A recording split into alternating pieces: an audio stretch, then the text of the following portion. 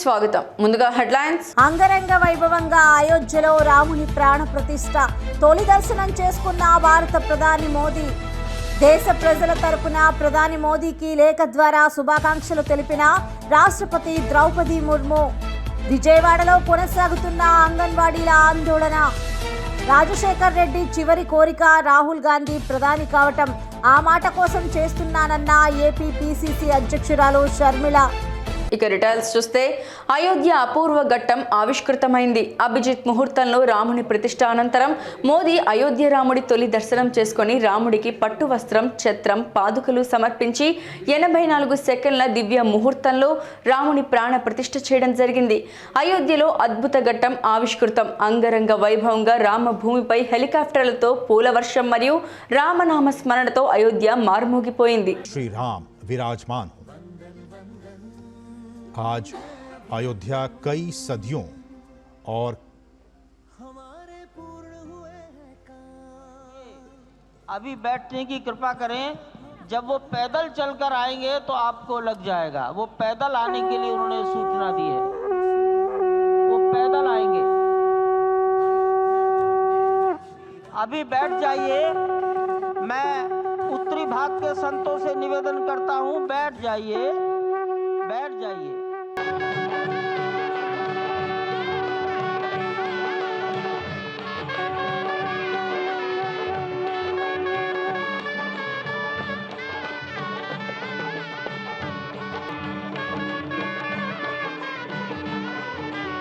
रचेगा। श्री अयोध्या धाम जो कि वैकुंठ का हृदय कहा जाता है, आज अत्यंत प्रफुल्लित है। आज उल्लास चारों ओर, आज आनंद चारों ओर। क्यों न हो, भगवान श्री राम पधारे हैं। भगवान श्री राम प्राण प्रतिष्ठित होने जा रहे हैं। चेतना का संचार होने जा रहा है भगवान श्री राम की उस मूर्ति में, जो इस वक्त थोड़ी ही देर बाद आप देखेंगे कि कमल पत्र पर वो विराज।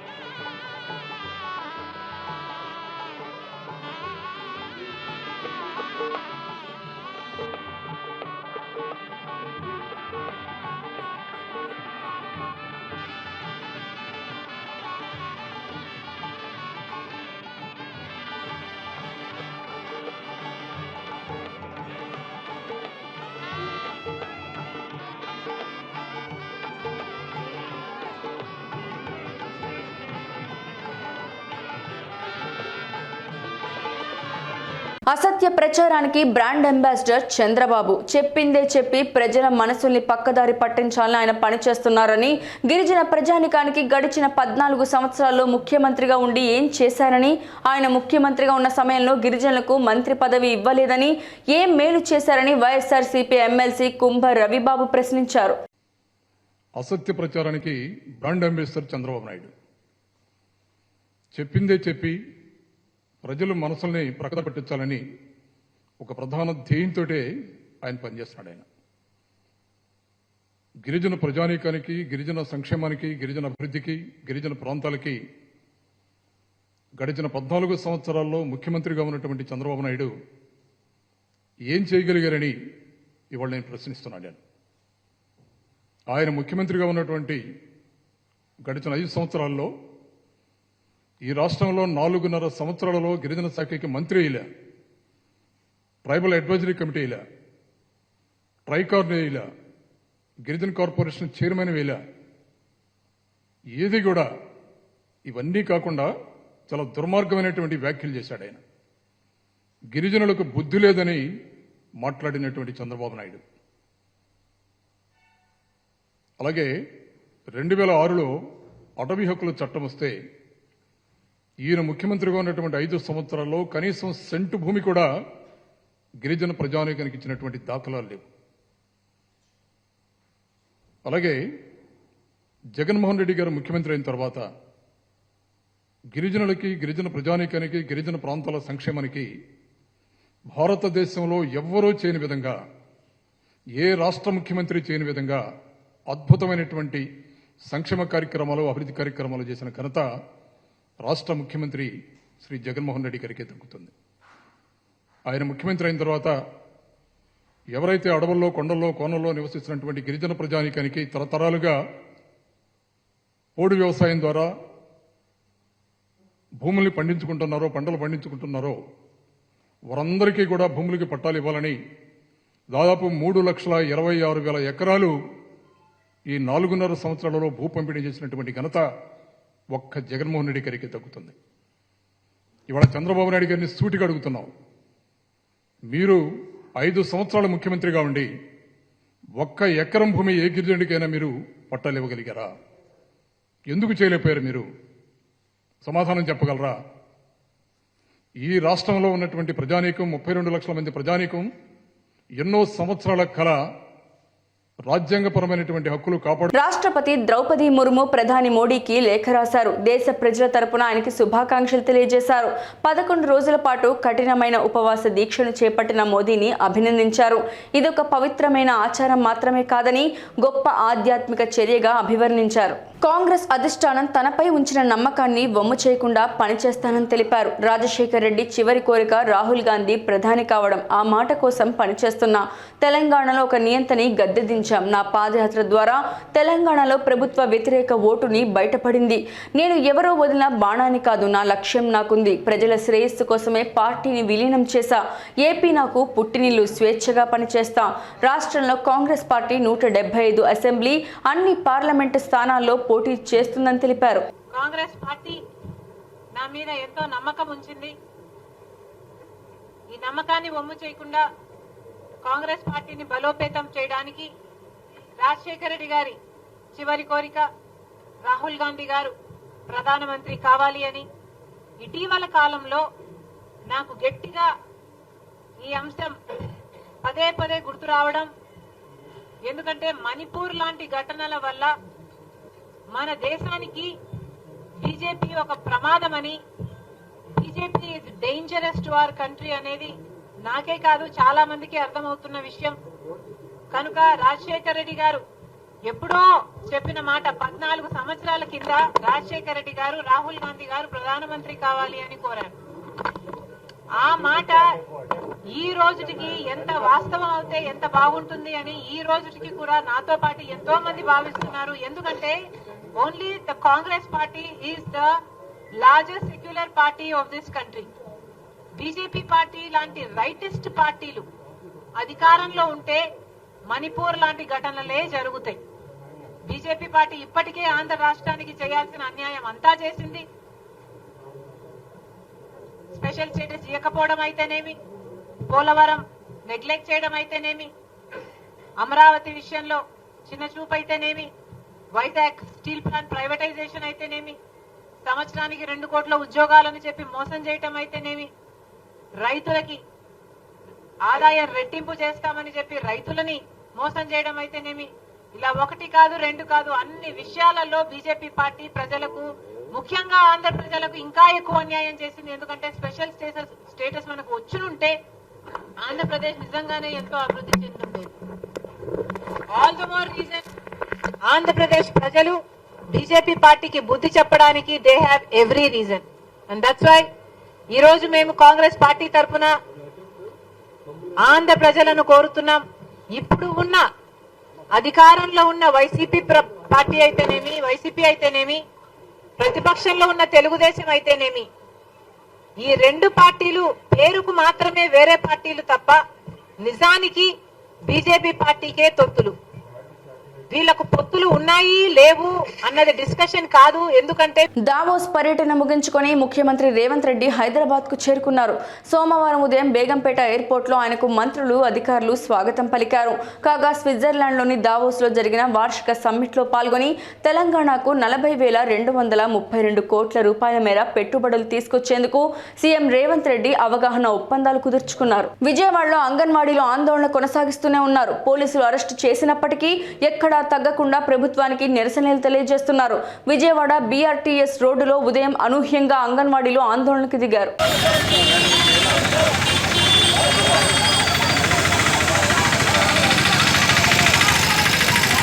మెగాస్టార్ చిరంజీవి రామ్ చరణ్ రామ మందిర ప్రారంభోత్సవ వేడుకలో పాల్గొనేందుకు అయోధ్యకు చేరుకున్నారు. ఇది చరిత్రలో చిరస్థాయిగా నిలిచిపోయే కార్యక్రమమని, తనకు ఈ క్షణాలు జీవితాంతం గుర్తుంటాయని తెలియజేశారు.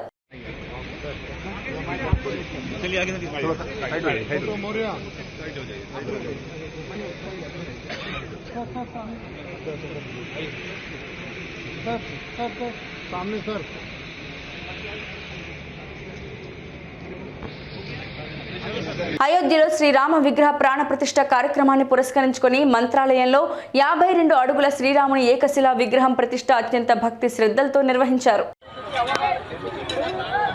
जय श्री राम, जय जय श्री राम, जय श्री राम, जय जय श्री राम, जय श्री राम, जय श्री राम, जय श्री राम, राजा राम, जय श्री राम, जय श्री राम, जय श्री राम. రౌతులపూడి మండలంలో బెల్ట్ షాపులు, సారా స్థావరాలపై పోలీసులు దాడులు నిర్వహించారు. 30 లీటర్ల నాటు సారా, 550 యానా మద్యం బాటిల్స్ రాత్రి స్వాధీనం చేసుకున్నారు.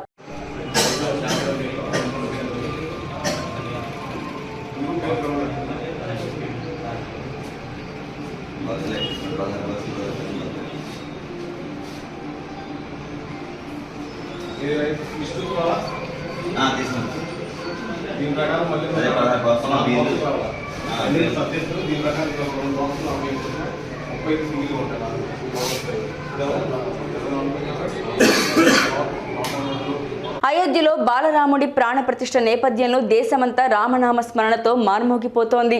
రాముడి విగ్రహాన్ని కళ్లారా చూసేందుకు భారత క్రికెట్ దిగ్గజం సచిన్ టెండూల్కర్ అయోధ్య చేరుకున్నారు. ప్యారిస్ లోని ఈఫిల్ టవర్ వద్ద రామ భక్తులు మువ్వన్నెల జెండాలు, కాషాయ జెండాలు పట్టుకుని జై శ్రీరామ్, భారత్ మాతకి జై అనే నినాదాలతో హోరెత్తించారు.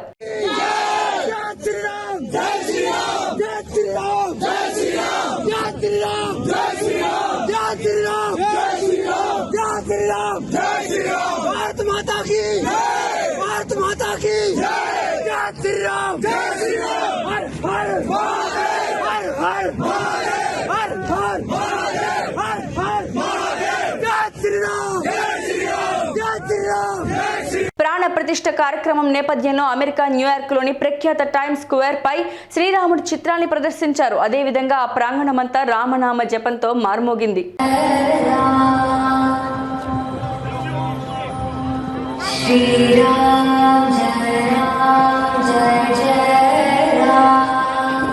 పల్నాడు జిల్లా పెదకూరపాడు నియోజకవర్గం అచ్చంపేటలో గ్రామంలోని ఆర్యవైశ్యుల మహిళలతో శ్రీరాముని శోభాయాత్ర నిర్వహించారు.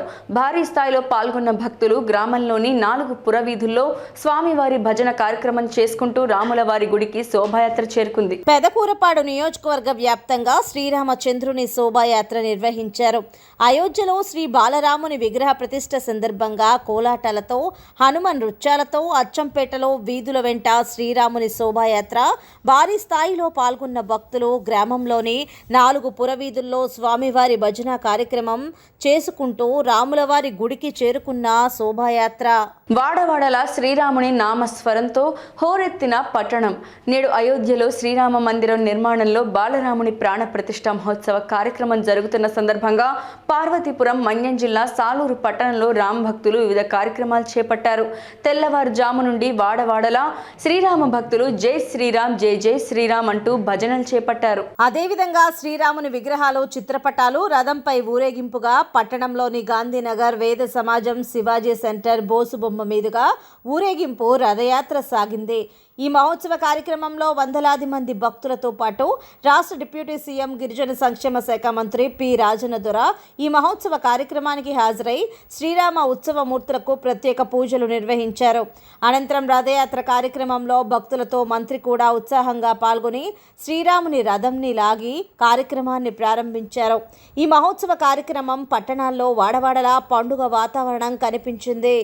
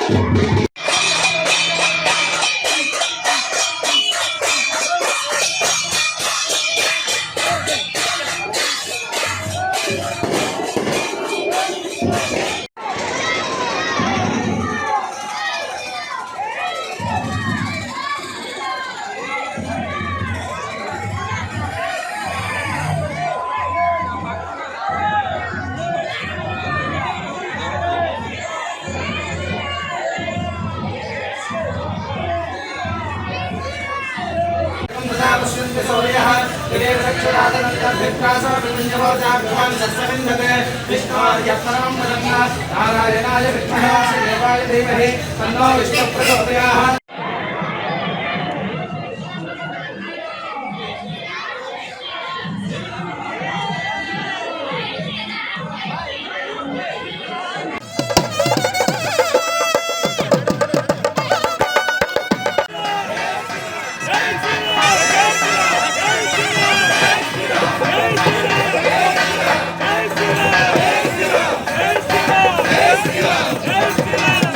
అయోధ్య శ్రీ రామయ్య విగ్రహ ప్రతిష్ట కార్యక్రమం సందర్భంగా ముమ్మిడివరం బ్రాహ్మణ సంఘం ఆధ్వర్యంలో గ్రామోత్సవం నిర్వహించారు.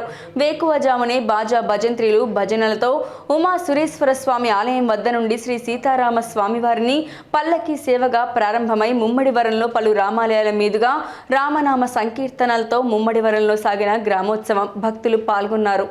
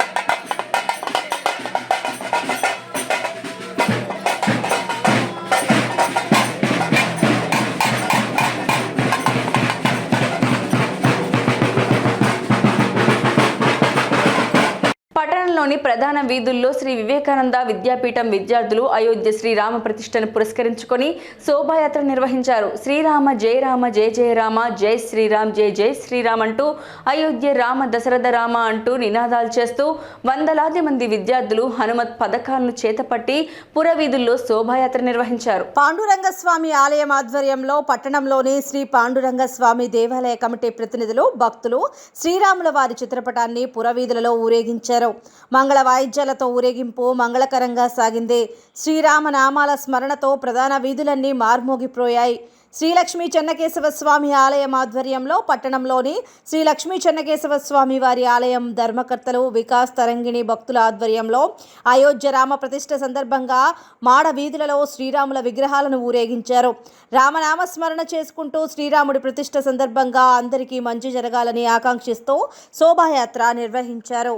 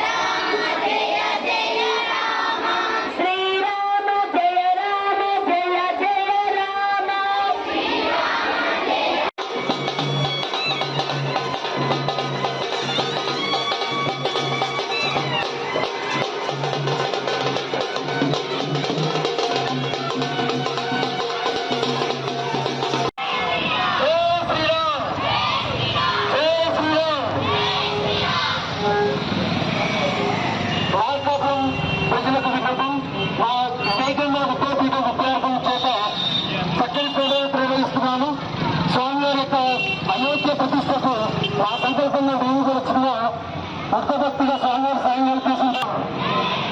జై శ్రీరామ్ జై శ్రీరామ్ జై శ్రీరామ్ రామ రామ.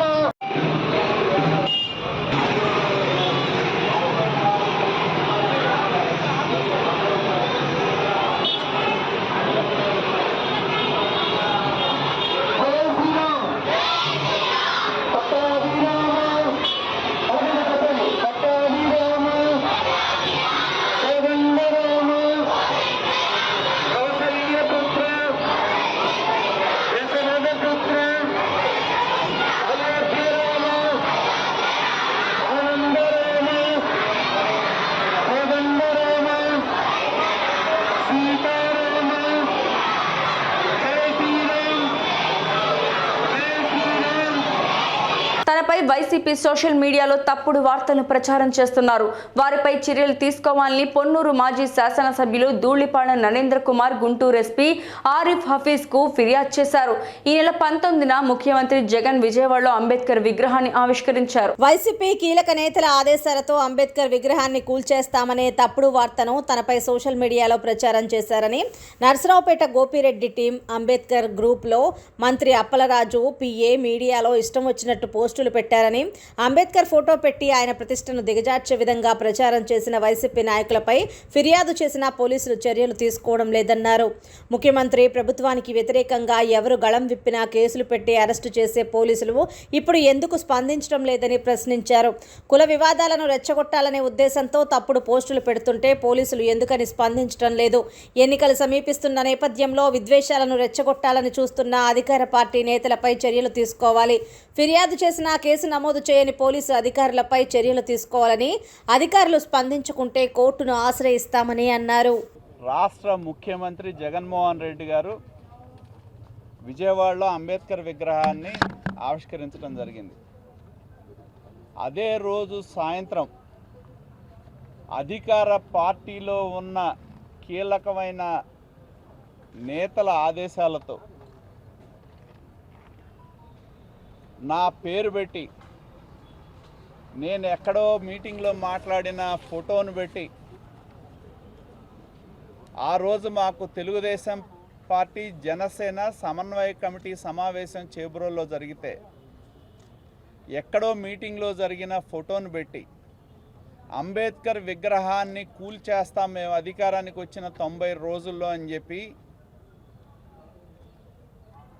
వైఎస్ఆర్సీపీ కీలక నేతల యొక్క కుట్రతో దీన్ని సోషల్ మీడియాలో పోస్ట్ చేసి దేశం మొత్తం కూడా అధికార పార్టీకి సంబంధించిన నాయకులు, ఎమ్మెల్యేలు, వాళ్ళ అనుచరులు వాళ్ళు దీన్ని సర్క్యులేట్ చేయడం జరిగింది. దీనిలో ముఖ్యంగా ఎవరంటే, ఇప్పుడు నరసరావుపేట పల్నాడు న్యూస్ గ్రూప్ చూస్తే పోస్ట్ చేసింది ఎవరంటే టీం గోపిరెడ్డి పిఏ నరసరావుపేట ఏరియాలో. అదేవిధంగా మా దగ్గర చేబ్రోల్లో పోస్ట్ చేసింది ఎవరంటే అధికార పార్టీకి సంబంధించిన నాయకులు, అంబేద్కర్ గ్రూప్ అని చెప్పి దానిలో పోస్ట్ చేశారు. అదేవిధంగా ఫేస్బుక్ పేజీలు చూస్తే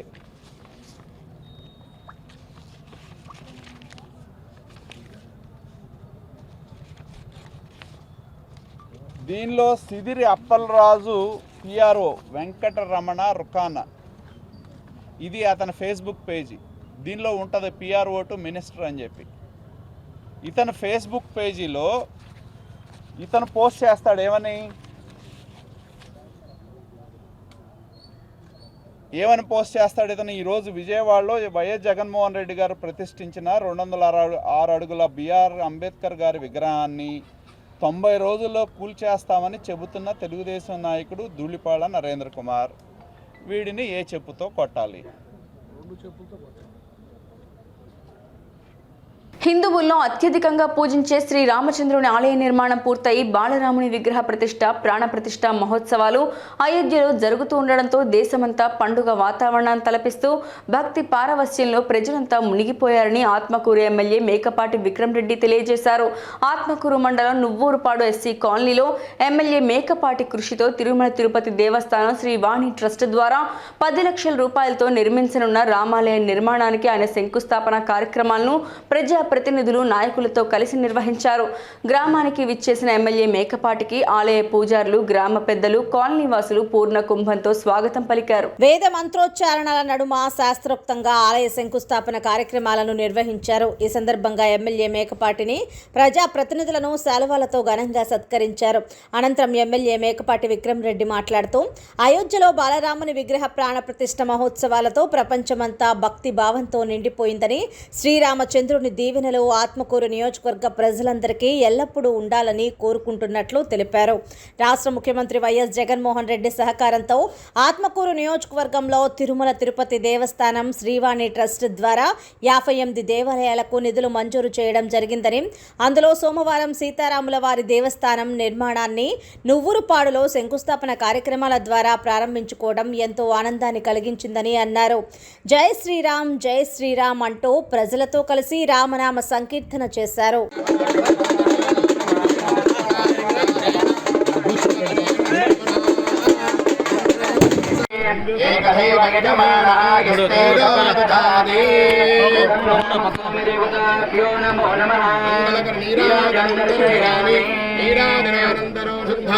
ఆచమనీయం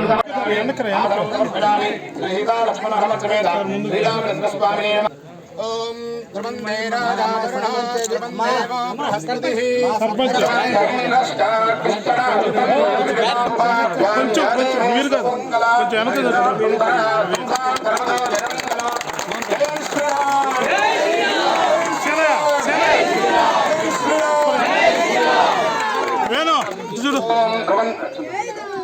దేవతాభ్యో నమః శివదేవతాభ్యో నమః ధ్యాయామి ధ్యానం సమర్పయామి ఓం భవస్దేవస్తమత్తే నమః పరమస్దేవస్తమత్తే నమః ఈహారస్దేవస్తమత్తే నమః పరమదేవస్తమత్తే నమః విగ్రహస్దేవస్తమత్తే నమః ఉగ్రస్దేవస్తమత్తే నమః భీమస్దేవస్తమత్తే నమః మహదేవస్తమత్తే నమః పవారదేవాయ నమః సర్వారదేవాయ నమః ఈహానారదేవాయ నమః పశుపతేదేవాయ నమః భద్రారదేవాయ నమః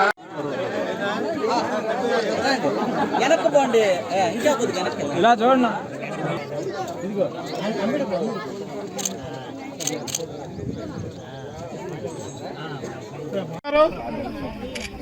చూడండి చూడు మేమందరం ఒక స్నాప్ ఊళ్ళో వాళ్ళకి దీని యోగ్యతా సిద్ధిరస్తు లక్ష్మీదేవి సంపూర్ణ అనుగ్రహ ప్రసాద సిద్ధి ద్వారా సకల మనోభీష్ట బల సిద్ధిరస్తు సంతో యమానస్య కామాః నామ తత్తుల్యం రామనామ వరానని ఆపదం అపహర్తారం దాతారం. వార్తలు ముగించే ముందు హెడ్లైన్స్ మరోసారి. అంగరంగ వైభవంగా అయోధ్యలో రాముని ప్రాణ ప్రతిష్ఠ తొలి దర్శనం చేసుకున్న భారత ప్రధాని మోదీ. దేశ ప్రజల తరపున ప్రధాని మోదీకి లేఖ ద్వారా శుభాకాంక్షలు తెలిపిన రాష్ట్రపతి ద్రౌపది ముర్ము. విజయవాడలో కొనసాగుతున్న అంగన్వాడీల ఆందోళన. రాజశేఖర్ రెడ్డి చివరి కోరిక రాహుల్ గాంధీ ప్రధాని కావటం. ఆ మాట కోసం చేస్తున్నానన్న ఏపీ పిసిసి అధ్యక్షురాలు షర్మిల. స్టూడియో తెలుగు న్యూస్ ఇంతటితో సమాప్తం. తిరిగి రేపటి బులెటిన్లో మళ్ళీ కలుసుకుందాం. అంతవరకు సెలవు. నమస్కారం.